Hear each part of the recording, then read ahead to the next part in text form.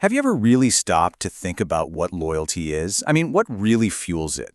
It's a word we throw around all the time, but I think it's one of the most misunderstood concepts out there, especially when we're talking about boys and men. So let's dig into that, because the truth of it, well, it might just surprise you.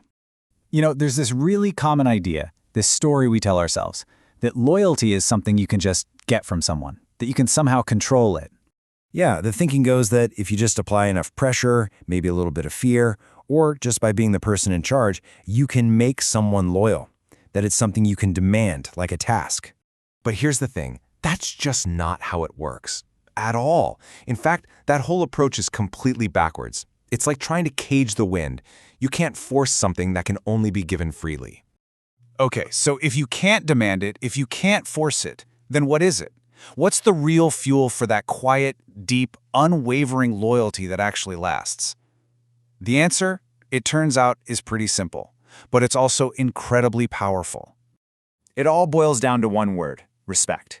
But hold on, because we have to be super clear about what that word actually means in this context. It's not just about being polite.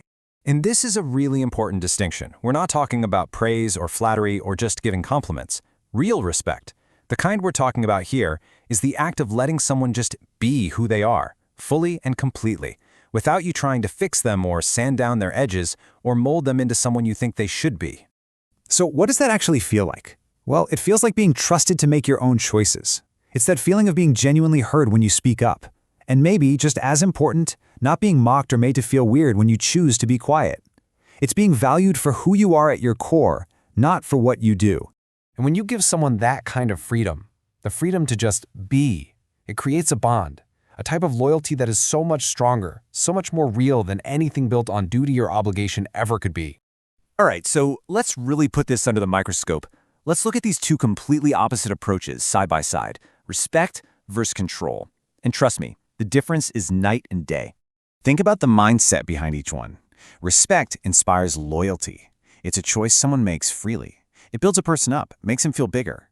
Control, on the other hand, demands loyalty. It's forced, and ultimately it just holds a person back, makes him feel small.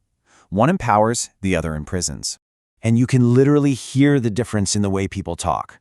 Respect says, I choose you, and you choose me. It's a partnership. It's saying, I trust your character. But control, it sends a totally different message. It sounds like, stay, or else. Or it says, I need to manage you, which really just means, I don't trust you. So what happens when that trust isn't there? When respect is missing from the equation? Well, here's the most important part to understand. Loyalty rarely ends with a big explosion. It just silently fades away. It dies in these little toxic whispers. A phrase like, you wouldn't understand. Man, that's a killer. It just shuts a person down, dismisses their ability to think or feel.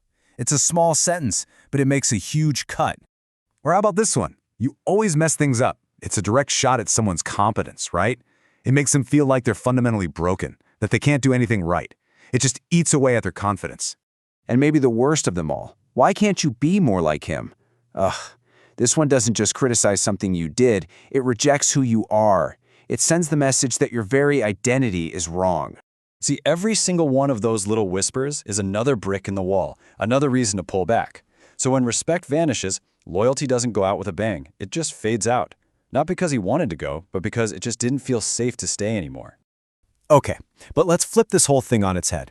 Let's look at the other side. What happens when loyalty is built the right way, on that solid foundation of real, genuine respect? What does that power actually look like? You see this incredible transformation. First, a man who feels respected becomes protective. He wants to guard you, to guard the relationship. And from that protectiveness, something else grows. Consistency. You know you can count on him. And that consistency, over time, hardens into a deep, unshakable commitment. So what does this loyalty look like in the real world? It looks like him defending your name in rooms you'll never set foot in. It's him being faithful when nobody's watching, because his integrity isn't for show. It's him showing up when things are tough, not just when it's fun and easy. Because at the end of the day, respect awakens responsibility, and that responsibility is the engine of true loyalty. And this is what it all comes back to. Fights end, arguments get forgotten, but a person never forgets how you made them feel about themselves. If you made him feel seen and trusted and valued for exactly who he is, that respect becomes a part of his story. And his loyalty? It just becomes a mirror, reflecting the person you saw in him all along. So maybe the question isn't, how do I get loyalty? Maybe the real question is, am I being the kind of person who deserves it?